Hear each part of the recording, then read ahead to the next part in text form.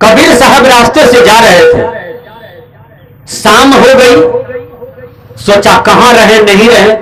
एक आदमी कहा, बाबा राजा को बहुत रूम है, धर्मशाला है, मुसाफिर खाना है, जाइए रह जाइएगा।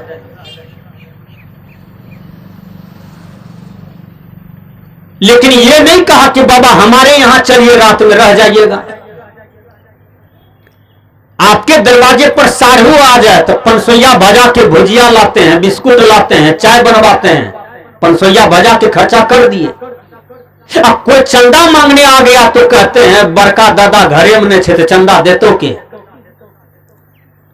पनसोइया को कुटुंब में उड़ा दिया 10 टका। सत्संग में दान करने से आपको पाप लगता है, आपको मन में पचैया बिढ़नी की तरह खोता लगता है। अरे जो दान कीजिएगा वो आपका जमा रहा। अब कुटुंब परिवार में जीवन भर 2000 5000 खर्चा कर रहे हैं, बड़ी मजा आ रहा है। रसगुल्ला लेके जा रहे हैं, लेके आ रहे हैं, इसमें मजा आ रहा है। अब कोई साधु को आप बुला करके साल में कपड़ा दान कर दिए, कुछ चढ़ा बढ़ा दिए, फल फूल खिला दिए, एक पेट भोजन दे दिए, तो आपने दुनिया में उत्कृष्ट काम किया है कि आपने साधु सेवा भी किया है। साधु सेवा द्रौपदी किया, तब द्रौपदी का लाज बचा, नहीं तो पति भी नहीं बचा पाया द्रौपदी का लाज। द्रौपदी के कर्म ने द्रौपदी को लाज बचाया। तो कबीर साहब जी चले गए राजा के यहां। कहा, राजा साहब हमको रात में रहना है। कहा, ये राजा का डौरी है, राजा का रंग महल है, मुसाफिर खाना जाओ, यहां से 5 किलोमीटर दूसरे राजा का राज है, वहां मिलेगा। कहा, हमको तो नजर में आता है कि भी मुसाफिर खाना है। राजा को ठेस लगी दिल में। कहा, मंत्री इसको अरेस्ट करो, जेल में डालो। 10 दिन के बाद ढोलहा पिटवा दिया कि बाबा जी को फांसी की सजा होगी। पूरे इलाका उठ गया, कौन बाबा है जिसको फांसी राजा देने जा रहे हैं। फांसी की तैयारी हो गई, लोग में जुट गए 10,000 देखने के लिए। कबीर साहब निकले हथकड़ी सही। राजा ने अंतिम इच्छा पूछा, क्या है आपका इच्छा? काम कुछ बोलना चाहते हैं और कोनो इच्छा नहीं है। बड़े बड़े विद्वान भी बैठे हुए थे उस सभा में, लोगों की भीड़ थी। माइक में राजा साहब से कबीर साहब ने प्रश्न किया। अंतिम इच्छा कबीर साहब बोलते हैं कि अरे राजा, तुम्हारा जो 10 नंबर वाला दादा था वो कहां है? कहा, स्मशान घाट चले गए हैं। कहा, 9 नंबर वाला जो दादा था वो कहां है? कहा, वो भी स्मशान घाट चले गए। कहा, 8 नंबर वाला जो दादा था आपका वो कहां है? कहा, वो भी स्मशान घाट चले गए। कहा, 3 नंबर वाला दादा को जानते हो? कहा, जानता तो हूं, खेसारी लाल नाम था उसका। कहा, वो कहां है? कहा, वो स्मशान घाट चले गए। कहा, 2 नंबर वाला? कहा, वो भी स्मशान घाट चले गए। कहा, 1 नंबर वाला दादाजी जिसको तुम आंख से देखे हो वो कहां है? कहा, उसको तो बांसेबाड़ी में दिए हैं स्मारक। अब कहा, तुम्हारा बाप कहां है? कहा, वो तो अगले बार की ठंडी में चला गया, ऐसा पर्रासी से मारा कि मुंह कान एक बार में बाप दिया, चला गया। कहा, रे मूर्ख राजा, जिस राजभवन का तुम अहंकार करते हो, जिसको रंग महल कहते हो, इसमें तुम्हारा 10 नंबर का दादा आया और चला गया, 9 नंबर का दादा आया वो चला गया, 8वें नंबर वाला आया चला गया। अरे मूर्ख राजा, जहां पर लोग आते हैं और जाते हैं उसी को धर्मशाला कहा जाता है। तो मैंने तुम्हारे रूम को धर्मशाला कह दिया तो कौन बड़ी बात कहे।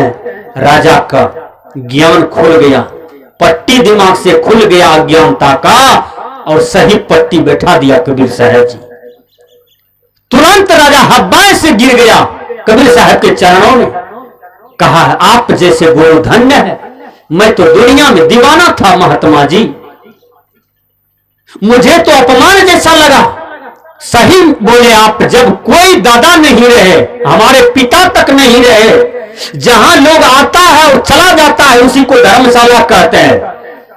ये रजदमपुर गांव में जितना भी घर है तो क्या है? ये धर्मशाला है। समूचा विश्व में जितने भी लंबा लंबा इमारत है, रूम है, मकान है, सब धर्मशाला है। कुछ काल के ये लोग आते हैं, अब पुनः चले जाते हैं दुनिया छोड़ करके। ये सब धर्मशाला बना है। सदगुरु अभिलाष साहब जी कहते हैं, संसार धर्मशाला, आते ही जाते रहते, सब है यहां मुसाफिर, कोई ठहरता नहीं है, सब यहां पर मुसाफिर हैं। ये देखिए मनोज बाबू हम लोगों को पंडाल दिया था, आज पंडाल छोड़ के चले जाएंगे। मंच दिया था, मंच छोड़ के चले जाएंगे। पंडाल में आप लोग बैठे हैं, सब छोड़ के चले जाइएगा। पंडाल वाला पंडाल लेके चला जाएगा, स्पीकर वाला स्पीकर लेके चला जाएगा। सब चीज तो छूट ही रहा है, पल पल छूट रहा है। किसको आप अपना कहते हैं? अपना जितना कहिएगा उतना दुख होगा, जितना संसार में अनासक्त रहिएगा उतना सुख होगा। कि हम दुनिया में आए हैं, केवल हमको फर्ज निभाना है। गुरु चेला के प्रति निभावे, बाप बेटा के प्रति निभावे, डॉक्टर रोगी के प्रति निभावे, मास्टर साहब विद्यार्थी के प्रति निभावे, प्रधानमंत्री राष्ट्रपति अपने जनता के प्रति फर्ज निभावे। सही सही फर्ज निभा करके दुनिया से चल बसिए। इसी को जीने की कला कहते हैं, इसी को जीना कहते हैं। कहीं दुख नहीं है, कोई नहीं रहा है, कोई नहीं रहेंगे। भगवान कृष्ण ने कहा, हे अर्जुन, जो आज तुम्हारा है कल किसी का था, परसों किसी का हो जाएगा। परिवर्तन ही संसार का नियम है। जब तुम मां के पेट में था तो एक बीज से भी छोटा था, जब मां की पेट से निकला तो तुम लंबा होते गया, तो 3.5 हाथ का 4 हाथ का तुम आदमी बना, 5 हाथ का आदमी बना। उसके बाद पुनः घटना शुरू हो गया तो धनुष के तरह तुम्हारा शरीर हो गया। एक बूढ़ी रोड भर करके जा रही थी कामत पर, 90 का उम्र थी। अब कॉलेज से एक लड़की रिक्शा पर पढ़ करके आ रही थी। जवानी का घमंड देखिए उस लड़की को। मुंह पर लिपस्टिक है, आंख में काजल है, आंख में चश्मा है, केस काला है, पिपनी काला है, कान में बाली सोना का है, नाक में 3 जगह नथिया है। इसकी अहंकार में वो लड़की कहते हैं उस बूढ़ी से, कॉलेज की लड़की कहती है उस बूढ़ी से, हे बूढ़ी माँ की हरा गला तोरो, मतलब है बूढ़ी क्या खो गई है तुम्हारा, जो तुम मुड़ी को नीचे करके देख रही हो और ऊपर नहीं देखते हो, आगे नहीं देखती हो।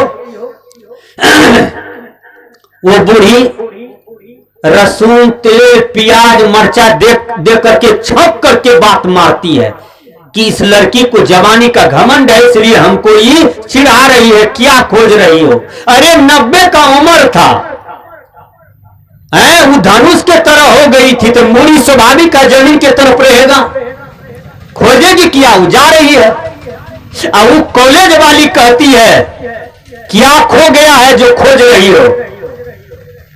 तो बूढ़ी छौंकती है, जैसे आप रसून दे करके नहीं छौंकते हैं दाल को, अब कहते हैं सेंध मारता है। तो बूढ़ी कहती है हम जवानी को खोज रहे हैं बेटी, 2 घंटा से कहां चली गई, उसी को खोज रहे हैं। देखिए वो लड़की को सबक आ गया, जवानी को कहीं खोजा जाता है, लेकिन उसका आंख का पट्टी खोल दिया। तब बूढ़ी कहती है बेटी जितना सुंदर तुम हो तुमसे भी सुंदर हम थे।